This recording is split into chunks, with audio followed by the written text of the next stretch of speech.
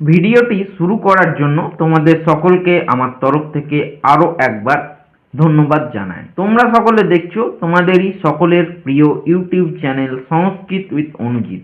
তো আজকে আমাদের আলোচনার বিষয় তোমরা বুঝতে পেরেছো, তোমরা যারা West Bengal council of higher secondary এডুকেশনের আন্ডারে অর্থাৎ WBCHSE বোর্ডের যারা তোমরা ক্লাস 12-এর 4th সেমিস্টারের যারা স্টুডেন্টস রয়েছে তাদের জন্য আজকের এই ভিডিওটি অত্যন্ত গুরুত্বপূর্ণ হতে চলেছে।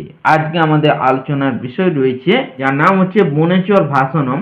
এটা কিরাতার্জুনিয়ম থেকে নেওয়া হয়েছে। সেই বনেচর ভাষণমের আজ কিন্তু আমরা এই ভিডিওর মাধ্যমে উৎস, বিষয়বস্তু, কবি পরিচিতি এবং নামকরণ নিয়ে আলোচনা করব। এর আগের ভিডিওতে আমরা হাঁসবিদ্ধ কথার কিন্তু শ্লোক সহ বঙ্গানুবাদ আলোচনা করেছি। যারা এখনো পর্যন্ত আমাদের সেই ভিডিওটি দেখে উঠতে পারোনি তারা সরাসরি আমাদের চ্যানেলে গিয়ে ভিডিওটি দেখে নিতে পারো। তো আমি দেখো একটি জিনিস দেখছি যে তোমরা কিন্তু অনেকেই আমাদের ভিডিওগুলো কিন্তু দেখছো, প্রতিনিয়ত অনেকেই দেখছো, অনেক স্টুডেন্টস রয়েছো আমাদের চ্যানেলে, অনেকে তোমরা কমেন্ট করে জানাচ্ছ। তো আমি তাতে কিন্তু আরও বেশি মোটিভেট হচ্ছি, ঠিক আছে। আমি রিপ্লাইও দিই সবাইকে। তো অনেকে দেখছি তোমরা ভিডিওগুলো দেখছো, সাবস্ক্রাইব করেছো, কমেন্ট করছো, ঠিক আছে। কিন্তু অনেক আমাদের যারা স্টুডেন্টস রয়েছে বহুত দিন ধরে ভিডিওগুলো কিন্তু তোমরা দেখো, ঠিক আছে, কিন্তু তোমরা কিন্তু সাবস্ক্রাইব না করে চলে যাচ্ছ। তো আমি তোমাদেরকে দেখাচ্ছি যে আমাদের চ্যানেলে যে কতজন সাবস্ক্রাইব করেছো এবং কতজন সাবস্ক্রাইব করোনি। তো তোমরা দেখো, একটু তোমরা দেখলে বুঝতে পারবে। তো সাবস্ক্রাইব করলে কি হয় দেখো, সাবস্ক্রাইব করলে আমি একটু মোটিভেট হই এবং এই যে ভিডিও বানাচ্ছি, ভিডিও তো আমি তোমাদের জন্যই বানাই, ঠিক আছে।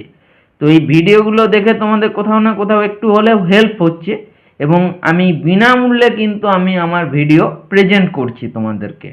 তো আমার একটি রিকোয়েস্ট থাকে যে ভিডিওগুলো তোমরা দেখার পাশাপাশি কিন্তু অবশ্যই যারা নতুন নতুন স্টুডেন্টস আমাদের চ্যানেলে আসছো, ঠিক আছে, এবং যারা পুরনো ভিউয়ার্স রয়েছে বা পুরনো যারা আমাদের স্টুডেন্টস রয়েছে যারা এখনো পর্যন্ত সাবস্ক্রাইব করনি তারা কিন্তু সাবস্ক্রাইব করে আমাকে একটু সাপোর্ট করো, ঠিক আছে।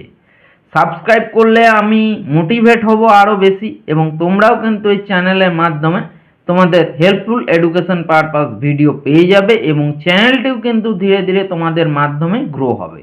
তো গ্রো যত হবে তোমরাও কিন্তু ভিডিও আরও, তোমাদের যত হেল্পফুল ভিডিও আছে সেই ধরনের ভিডিও বানানোর জন্য আমিও কিন্তু আরও চেষ্টা করতে থাকবো। তাহলে চলো বেশি দেরি না করে আমরা সরাসরি মূল টপিকের দিকে এগিয়ে যাচ্ছি। তাহলে দেখো লেখা আছে কি, বনেচর ভাষণম কিরাতার্জুনিয়ম, মানে এর মূল গল্পগ্রন্থ হচ্ছে মানে মহাকাব্য। কিরাতার্জুনিয়ম একটা হচ্ছে মহাকাব্য। তো যারা যারা এখন ভিডিওটা দেখছো তো তোমরা জানাও যে কিরাতার্জুনিয়ম মহাকাব্যের রচয়িতা কে। তো যারা এখনই আমাদের ভিডিওটি দেখছো, ঠিক আছে, তো তারা সঙ্গে সঙ্গে কমেন্ট বক্সে কমেন্ট করে জানাও যে দেখি তোমরা কতজন জানো যে কিরাতার্জুনিয়ম মহাকাব্যের রচয়িতা কে। তারপরে তো আমি তোমাদেরকে বলবোই আস্তে আস্তে ভিডিও চলতে চলতে, ঠিক আছে। তো তোমরা একটু কমেন্ট করে জানিও। তো বনেচর ভাষণম কিরাতার্জুনিয়ম থেকে নেওয়া হয়েছে। তো আমরা উৎসটা আরেকটু ভালোভাবে জেনে নিই। কিরাতার্জুনিয়ম গ্রন্থের পরিচয়। কিরাতার্জুনিয়ম মহাকাব্যটি সংস্কৃত সাহিত্যের বৃহত্তরীর প্রথম এবং অন্যতম গুরুত্বপূর্ণ গ্রন্থ। বলছে কিরাতার্জুনিয়ম মহাকাব্যটা কিন্তু সংস্কৃত সাহিত্যের বৃহত্তরীর প্রথম এবং অন্যতম গুরুত্বপূর্ণ গ্রন্থ। তো উৎস এবং কাঠামো কি বলছে, মানে উৎস কোথা থেকে নেওয়া হয়েছে। এই মহাকাব্যের কাহিনী মহাভারতের বন পর্বের অন্তর্গত কিরাত পর্বাধ্যায় থেকে নেওয়া হয়েছে। মানে এটা একটা মহাকাব্য কিরাতার্জুনিয়ম। এই মহাকাব্যের কাহিনী মহাভারতের যে বন পর্ব আছে, মহাভারতের কয়টি পর্ব তোমরা জানো? তো মহাভারতে হচ্ছে 18টি পর্ব। সেই 18টি পর্বের মধ্যে বন পর্ব যে আছে সেই বন পর্বের কিরাত নামক একটি পর্ব থেকে, পর্বের অধ্যায় থেকে কিন্তু বনেচর ভাষণম যে তোমাদের পদ্যটা রয়েছে সেই পদ্যটা কিন্তু এই মহাভারতের বন পর্বের অন্তর্গত কিরাত নামক একটি পর্বের অধ্যায় থেকে নেওয়া হয়েছে। ভারবী মহাভারতের এই ক্ষুদ্র উপাখ্যানকে অবলম্বন করে 18টি সর্গে বিভক্ত এক বিশাল মহাকাব্য রচনা করেছেন। তো এবারে তোমরা বুঝতে পারছো যে ক্রিয়াকার্যনীয় মহাকাব্যের রচয়িতা হচ্ছে মহাকবি ভারবী। তো ভারবী মহাভারতের একটি ক্ষুদ্র উপাখ্যান অর্থাৎ কাহিনীকে অবলম্বন করে 18টি সর্গে অর্থাৎ অধ্যায়ে বিভক্ত করে একটি বিশাল মহাকাব্য কিন্তু রচনা করেছেন। এবারে কবি ভারবী সম্বন্ধে আমরা একটু জেনে নেব। কবি পরিচিতি। মহাকবি ভারবী সংস্কৃত সাহিত্যের ধ্রুপদী যুগের এক অবিস্মরণীয় নাম। বলছে মহাকবি ভারবী সংস্কৃত সাহিত্যের ধ্রুপদী যুগের একটি অবিস্মরণীয় নাম। যদিও তার ব্যক্তিগত জীবন সম্পর্কে নিশ্চিত তথ্যের অভাব রয়েছে, যদিও তার ব্যক্তিগত জীবন সম্বন্ধে তার পার্সোনাল লাইফ সম্পর্কে নিশ্চিত কোনো তথ্য আমরা ভালোভাবে জানতে পারি না। বিভিন্ন ঐতিহাসিক সূত্র ও কিংবদন্তি থেকে তার পরিচয় নির্মিত হয়েছে। বিভিন্ন রকম ঐতিহাসিক সূত্র এবং কিংবদন্তি মানে যুগ যুগ থেকে কোনো কথা যদি চলে আসছে তার থেকে কিন্তু তার কিছু সামান্য পরিচয় পাওয়া যায়। তো সময়কাল ও পৃষ্ঠপোষকতা। কোন সময়ে কবি ভারবীর আবির্ভাব ঘটেছিল? ঐতিহাসিকদের মতে ভারবীর আবির্ভাব ঘটেছিল খ্রিস্টীয় 6ষ্ঠ শতকে। চালুক্যরাজ দ্বিতীয় পুলকেশীর আইহোল শিলালিপিতে 634 খ্রিস্টাব্দে কালিদাসের সাথে ভারবীর নামও উল্লেখ আছে, যা প্রমাণ করে যে ততদিনে তিনি একজন প্রতিষ্ঠিত বিখ্যাত কবি। মানে চালুক্যরাজ যখন দ্বিতীয় পুলকেশীর আইহোল বলে যে শিলালিপি ছিল, ইতিহাসে তোমরা পড়ে থাকবে, সেটা হচ্ছে 634 খ্রিস্টাব্দে। তো কালিদাসের সঙ্গে কিন্তু ভারবীর নামও সেই সময় উল্লেখ পাওয়া যায়।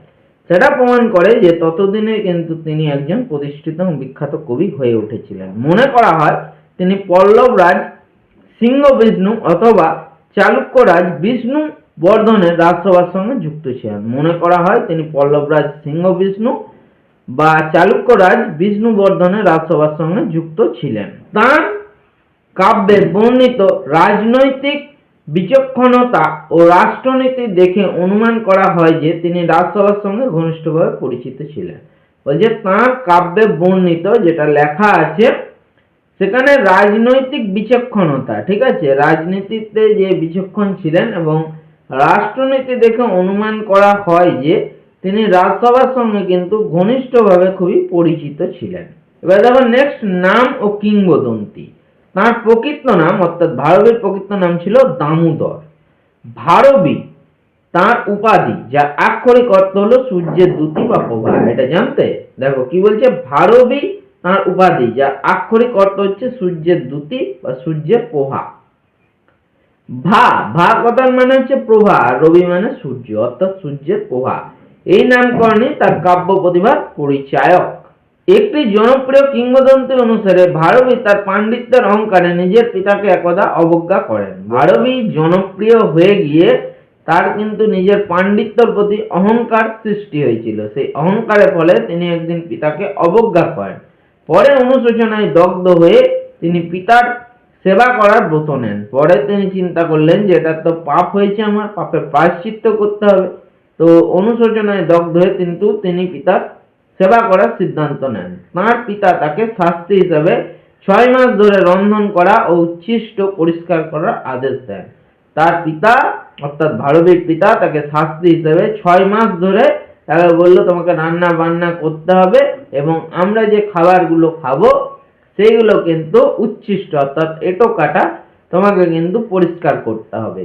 এই সময়কালে পিতা তার পুত্রবধূর অর্থাৎ ভারবীর স্ত্রীর কাছে প্রতিদিন ভারবীর পাণ্ডিত্যের প্রশংসা করতেন। মানে যখন ভারবী তার পিতার রান্না বান্না এবং উচ্ছিষ্ট পরিষ্কার করতেন তখন কিন্তু ভারবীর পিতা তার পুত্রবধূর কাছে অর্থাৎ ভারবীর স্ত্রীর কাছে কিন্তু প্রতিদিন ভারবীর পাণ্ডিত্যের প্রশংসা করতেন। একদিন ভারবী এই প্রশংসা শুনে নিজের ভুল বুঝতে পারেন। একদিন ভারবী এই প্রশংসা শুনে কিন্তু নিজের ভুলটা বুঝতে পারেন এবং পিতার চরণে ক্ষমা প্রার্থনা করেন এবং পিতার কাছে তিনি কিন্তু ক্ষমা চান যে পিতা আমার খুব বড় ভুল হয়ে গেছে। পিতা তখন তাকে আশীর্বাদ করে বলেন যাও তুমি ভারবী নামে খ্যাতি লাভ করবে। পিতা তখন তাকে আশীর্বাদ করে বলেন যে তুমি ভারবী নামে একদিন খ্যাতি লাভ করবে ও গৌরব অর্জন করবে। এই কাহিনী তার জীবনে বিনয় ও পাণ্ডিত্যের সমন্বয়ের গুরুত্ব তুলে ধরে। এই কাহিনী ভারতীয় জীবনে বিনয় এবং পাণ্ডিত্যের সমন্বয়ে গুরুত্ব তুলে ধরে। তো দেখো একমাত্র কীর্তি কি বলছে, একমাত্র কীর্তি ভারতের জীবনে সব থেকে বড় বিষয় হলো তিনি একটি মাত্র মহাকাব্য অর্থাৎ কিরাতার্জুনীয়ম রচনা করে সংস্কৃত সাহিত্য অমর হয়ে আছেন। মহাকবি ভারতী কিন্তু একটি মাত্রই মহাকাব্য যেটা ফেমাস, যার নাম হচ্ছে কিরাতার্জুনীয়ম রচনা করেই কিন্তু বিশ্ব সাহিত্যে অর্থাৎ সংস্কৃত সাহিত্যের দরবারে কিন্তু অমর হয়ে রয়েছেন। এই একটি গ্রন্থই তার গভীর জ্ঞান, রাজনৈতিক দূরদৃষ্টি এবং অসাধারণ কবি শক্তির শ্রেষ্ঠ নিদর্শন। ভারতের জীবন কাহিনী এটা জানা যায়। এবারে একটু বিষয়বস্তুটা আমরা জেনে নেব। তো বিষয়বস্তু কি বলা হচ্ছে দেখো, পাশা খেলায় সর্বস্ব হারিয়ে পাণ্ডবরা যখন দৈত্যবনে নির্বাসিত জীবনযাপন করছিলেন, তখন মহর্ষি ব্যাসদেব তাদের পরামর্শ দেন যে ভবিষ্যৎ কুরুক্ষেত্র যুদ্ধের জন্য দিব্যাস্ত্র সংগ্রহ করা প্রয়োজন। মানে পাশা খেলায় সবকিছু হারিয়ে পাণ্ডবরা যখন দৈত্যবনে নির্বাসিত জীবনযাপন করছিলেন, অর্থাৎ কৌরবদের সঙ্গে পাণ্ডবদের কিন্তু পাশা খেলা হয়েছিল। সেই কৌরবরা, এটা তোমরা অনেকেই জেনে থাকবে মহাভারতের কাহিনী। তো সেই কৌরবরা যখন পাণ্ডবদের পাশা খেলায় হারিয়ে দেয়, তখন কিন্তু পাণ্ডবরা দৈত্যবনে নির্বাসিত জীবনযাপন করছিলেন। সেই সময় মহর্ষি ব্যাসদেব তাদের পরামর্শ দেন যে ভবিষ্যৎ কুরুক্ষেত্র যুদ্ধের জন্য দিব্যাস্ত্র সংগ্রহ করা প্রয়োজন। মানে ভবিষ্যতে যে কুরুক্ষেত্রের যুদ্ধ হবে তার জন্য কিন্তু দিব্য অস্ত্র কিন্তু সংগ্রহ করা বা কালেক্ট করা প্রয়োজন। তার উপদেশে অর্থাৎ মহর্ষি ব্যাসদেবের উপদেশে অর্জুন মহাদেবের তপস্যা করে তার কাছ থেকে অব্যর্থ পাশুপাত অস্ত্র লাভের জন্য যাত্রা করেন। তো তারপর যখন মহর্ষি ব্যাসদেব বললেন যে কুরুক্ষেত্রের যুদ্ধের জন্য অর্জুন তুমি প্রস্তুত হও, তখন অর্জুন মহাদেব অর্থাৎ শিবের কঠোর তপস্যা করে তার কাছ থেকে অব্যর্থ, মানে যে অস্ত্রটা একবার যদি কারো উপর প্রয়োগ করা হয় সেটা ব্যর্থ কখনোই হবে না। ঠিক আছে, তার নাম হচ্ছে পাশুপত অস্ত্র। ঠিক আছে, শিবের আরেক নাম হচ্ছে পশুপতি, সেখান থেকে এসছে পাশুপত। অস্ত্র লাভের জন্য যাত্রা করেছিলেন। কঠোর তপস্যার পর মহাদেব এক কিরাত কথার মানে হচ্ছে ব্যাগ বা শিকারী, হান্টার বেশে অর্জুনের পরীক্ষা নিতে আসেন। তো মহাদেব কি স্বয়ং নিজের রূপে আসবেন? তখন মহাদেব ছলনা করে কিন্তু অর্জুনের কাছে একটি ব্যাগ বা শিকারীর রূপে অর্জুনের পরীক্ষা নিতে আসেন। একটি বন্য শূকরকে কেন্দ্র করে দুজনের মধ্যে বিবাদ, পরিশেষে ভয়ঙ্কর যুদ্ধ হয়। একটি বন্য শূকরকে যখন দেখতে পেলেন, তখন মহাদেব বললেন যে কে তাকে তীরবিদ্ধ করতে পারে। এইরকম একটা ঘটনার মধ্যে তাদের দুজনের মধ্যে অর্থাৎ অর্জুন এবং শিবের মধ্যে, শিব অর্থাৎ কিরাতের মধ্যে বিবাদ হয়েছিল এবং পরিশেষে একটি ভয়ঙ্কর যুদ্ধ হয়েছিল। যুদ্ধে অর্জুনের বীরত্বে সন্তুষ্ট হয়ে মহাদেব আত্মপ্রকাশ করেন এবং তাকে পাশুপাত অস্ত্র প্রদান করেন। এবং যে যুদ্ধটা হয়েছিল সেই যুদ্ধে অর্জুনের বীরত্বে সন্তুষ্ট হয়ে কিন্তু মহাদেব নিজের রূপে ফিরে আসেন এবং তাকে পাশুপাত অস্ত্র দেন। কিরাত ও অর্জুনকে কেন্দ্র করে রচিত বলেই এই কাব্যটির নাম হয়েছে কিরাতার্জুনীয়ম। কিরাত আর অর্জুন থেকে হচ্ছে কিরাতার্জুনীয়ম। তো এইবারে আমরা দেখো একটু নামকরণ তো তোমাদের বলে দিলাম, তাও একটু আমি বলে দিচ্ছি নামকরণটা আরো ভালোভাবে। নামকরণ কি বলছে, এই পাঠ্যাংশের বনেচর ভাষণম অর্থাৎ বনেচরের ভাষণ নামকরণটি অত্যন্ত সার্থক এবং সামঞ্জস্যপূর্ণ। ঠিক আছে, বিষয় কেন্দ্রিকতা কি বলছে, এই অংশের মূল বক্তা হলেন বনেচর এবং তার বক্তব্য হচ্ছে কেন্দ্রীয় বিষয়। তিনি কেবল সংবাদ বহনকারী নন, তিনি একজন বিচক্ষণ পর্যবেক্ষক যার প্রতিটি বাক্য রাজনীতি ও কূটনীতির জ্ঞানে পরিপূর্ণ।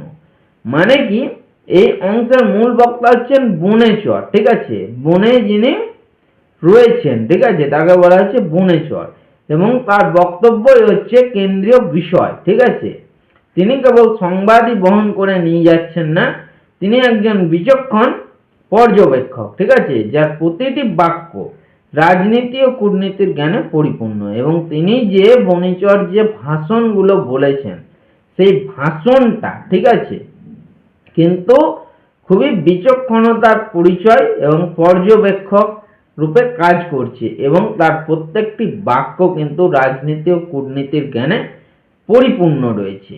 এখানে তোমাদের এই ভিডিওটি সমাপ্ত হলো।